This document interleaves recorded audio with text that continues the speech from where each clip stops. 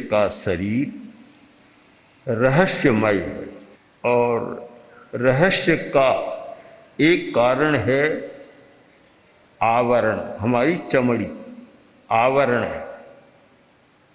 भीतर में जो हो रहा है उसका पता नहीं चलता क्योंकि एक आवरण आया हुआ है। यद्यपि सूक्ष्म दृष्टि वाला कोई व्यक्ति हो तो वह आकृति को देखकर बहुत ज्ञान कर सकता है, पहचान कर सकता है कि भीतर में क्या चल रहा है। आदमी जो सोच रहा है ऐसे पता नहीं चलता हर किसी को, किंतु एक मनक पर्यव ज्ञानी है, उसको पता लग जाएगा कि क्या सोच रहा है। वह पूरी बात बता देगा कि तुम अभी क्या चिंतन कर रहे हो, क्योंकि मन को पढ़ने का ज्ञान उन्हें प्राप्त है। 5 ज्ञान बतलाए गए: मति ज्ञान, श्रुत ज्ञान, अवधि ज्ञान, मनक पर्यव ज्ञान और केवल ज्ञान। ज्ञान 5 हैं। उनमें चौथा ज्ञान है मनक पर्यव ज्ञान, यानी मन के अवस्थाओं को पढ़ने वाला ज्ञान। वह पढ़ सकता है सारा, उससे कोई छिपा नहीं रहता। इतने लोग सामने बैठे हैं, एक दूसरे से छिपा हुआ है। आकृति को तो देखता है पर भीतर में क्या चल रहा है किसी को पता नहीं लगता। भीतर में कोई साजिश बना रहा है, कोई योजना बना रहा है, कोई षड्यंत्र कर रहा है, या कोई मैत्री की योजना कर रहा है, या कोई संबंध की योजना कर रहा है। कुछ भी कर रहा है, पता नहीं लगता। अब तो मनक पर्यव ज्ञानी तो नहीं है, पर मनोविज्ञान का विकास हो तो भी पता थोड़ा बहुत चल सकता, पूरा तो नहीं चल सकता, कुछ पता लग सकता है। क्योंकि जो बात मन में है वह चेहरे पर अंकित हो जाती है। मन महीप के आचरण दृग दीवान कही देख।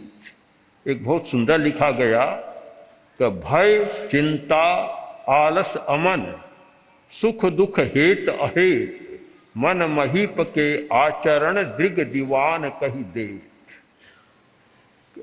मन रूपी तो है राजा और आंख है उसकी दूत, प्रतिनिधित्व करने वाली। दीवान है, मंत्री है। पुराने जमाने राजाओं के दीवान होते थे, तो आंखें दीवान है। तो अब राजा क्या सोच रहा है वह बात ये दीवान बता देता है। मन क्या सोच रहा है आंखें बता देती है। आंख से भी पता लग जाता है कि क्या सोच रहा है। एक उदाहरण के रूप में कहें तो भय है भीतर में, मन भय से आक्रांत है, आंख बता देगी कहाँ अब यह डरा हुआ है। आंख में सारा प्रतिबिंबित हो जाता है। चिंता, एक आदमी चिंता में है, आंख साक्षी दे देगी अभी यह चिंता में है, अभी स्वस्थ नहीं। आलस्य का तो आंख देती है कि जब भी आलस्य आता है आंखें अधमुंदी सी हो जाती है, अपने आप पता लग जाता है। अमन, मन अच्छा नहीं है उसका भी वह पता लग जाता है, अमनस्कता का भी पता लगता है। सुख दुख, सुख में आंखें विकस्वर हो जाती है और दुख में आंखें सिकुड़ जाती है, कुम्हला जाती है। हेत अहेत, किसी के साथ प्रेम है, हेत है, प्रियता है, तो आंख इतना जल्दी पता देती है कि सामने आते ही खिल जाती है। चक्षुषा पपौ, संस्कृत साहित्य में आता है चक्षुषा पपौ, आंख से पी गए उसको, मतलब देखते ही आंखें खुल जाती है, विकस्वर हो जाती है। और अहेत, कोई विरोधी सामने आता है, अप्रिय व्यक्ति सामने आता है तो आंखें एकदम रंग बदल जाता है, लाल हो जाती है, और कुछ हो जाता है, इतना परिवर्तन हो जाता है। तो आंख भीतर की बात बता देती है, ललाट भी भीतर की बात बता देता है, ललाट पर होने वाली रेखाएं भी भीतर की बात बता देती है।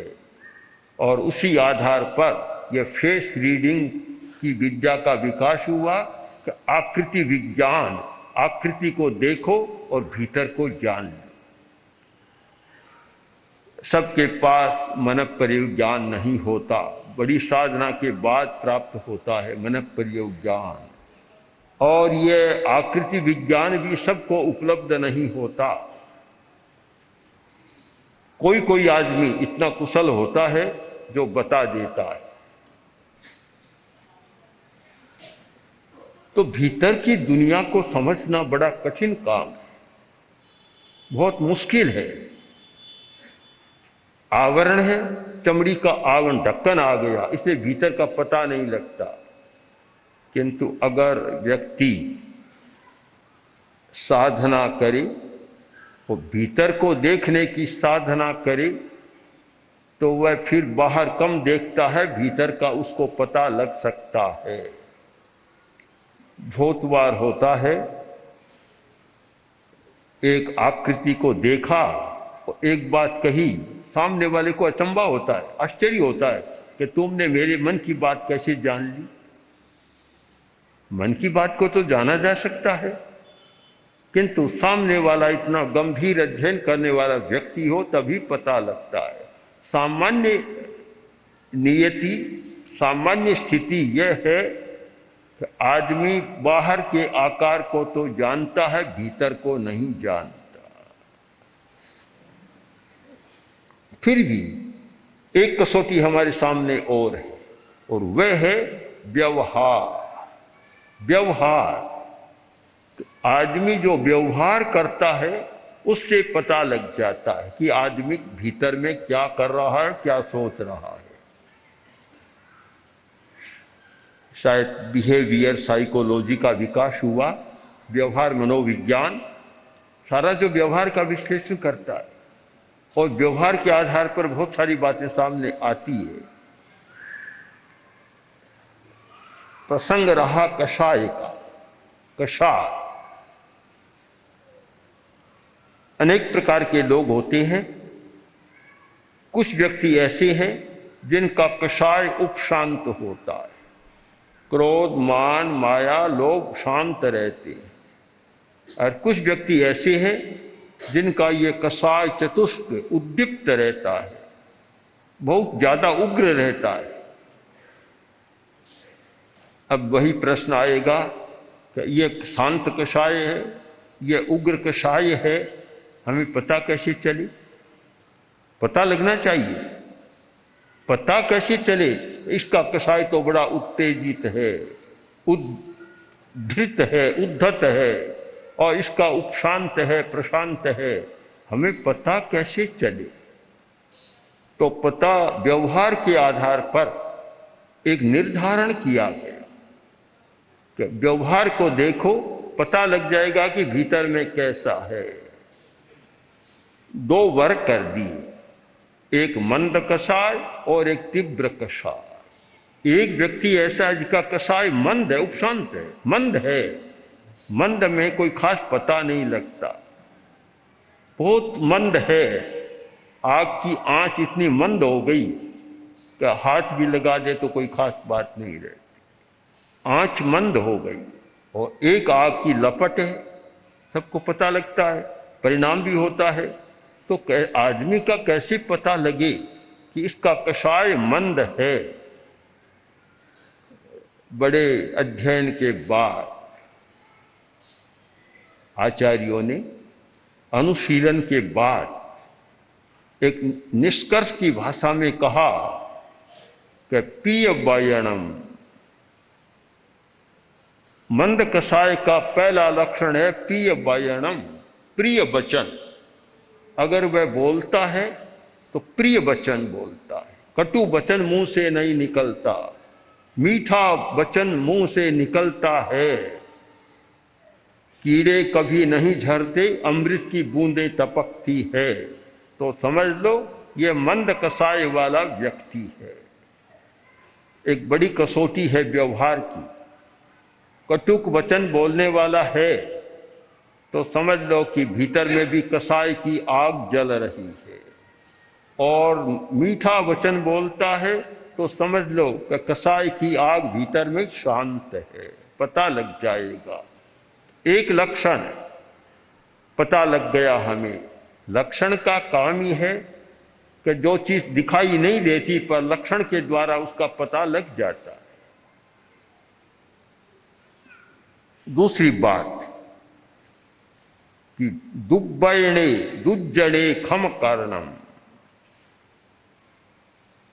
सामने वाला व्यक्ति दुर्वचन बोल रहा है, खराब वाणी कह रहा है, अश्लील भाषा का प्रयोग कर रहा है, अशिष्ट भाषा का प्रयोग कर रहा है, दुर्जन आदमी है, और सामने वाला व्यक्ति क्षमा कर रहा है, शांत है,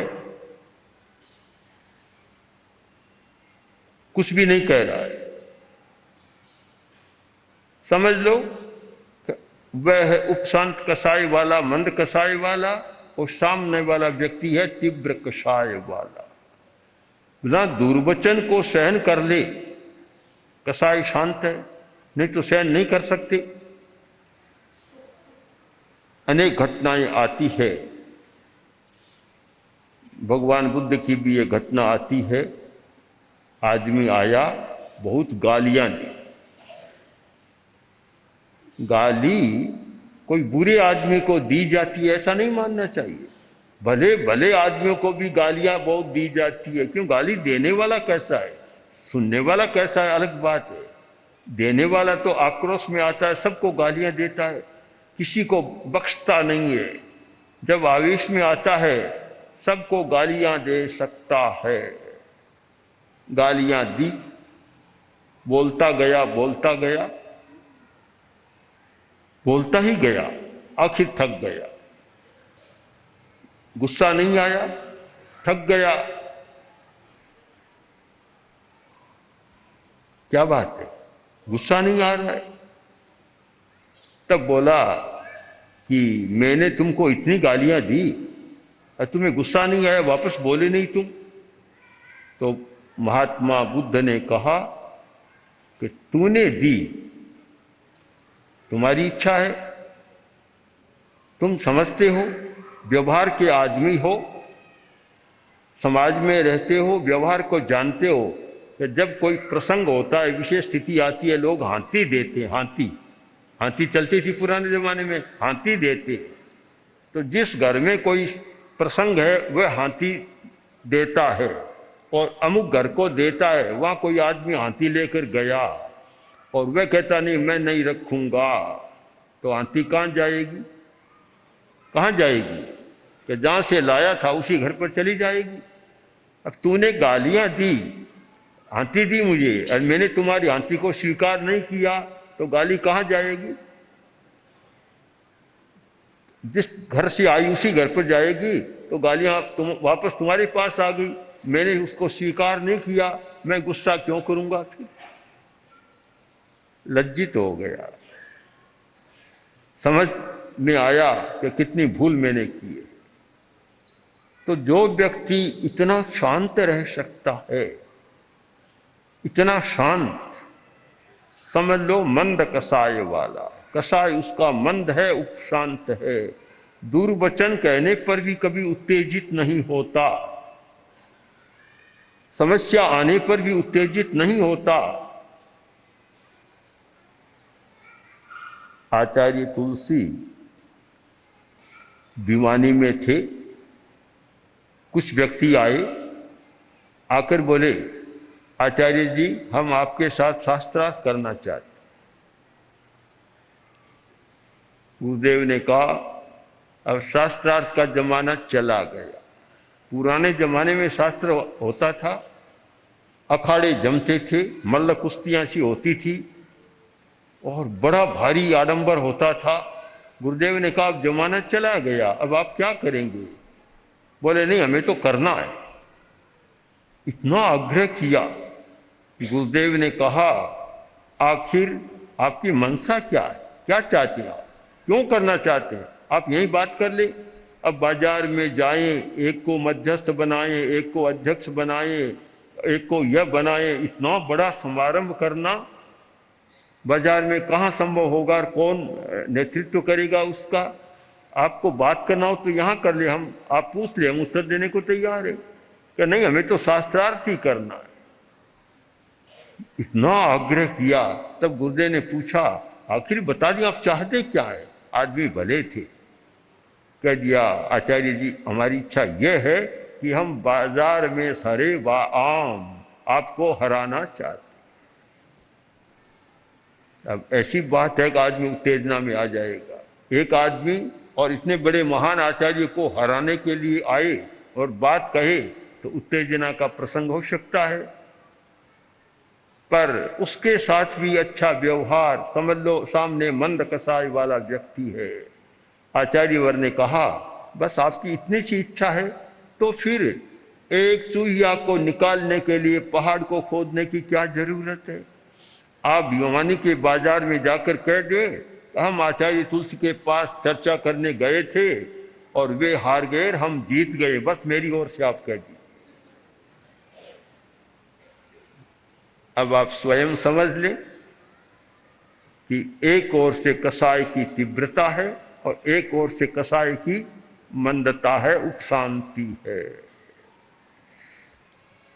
हम व्यवहार से पता लगा सकते हैं।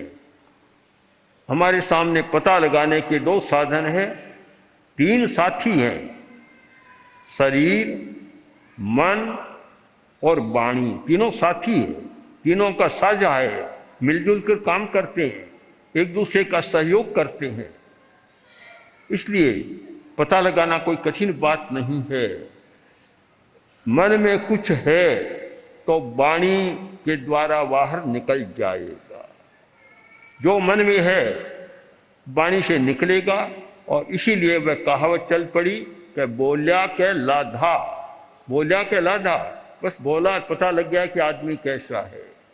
वाणी भीतर की बात को प्रकट कर देती है और कभी कभी शरीर प्रकट कर देता है।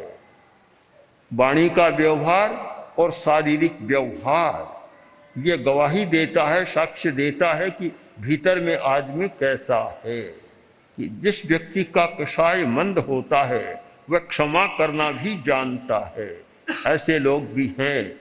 एक बार भी कुछ हो गया, ऐसी गांठ घुल गई कि मरते समय श्वास तो उसका निकल जाएगा पर वह गांठ मरते समय भी नहीं खुलेगी, साथ लेकर चला जाएगा। ऐसे लोग भी होते हैं। तो समझ लो कि वह व्यक्ति कोई तीव्र कसाई वाला व्यक्ति है।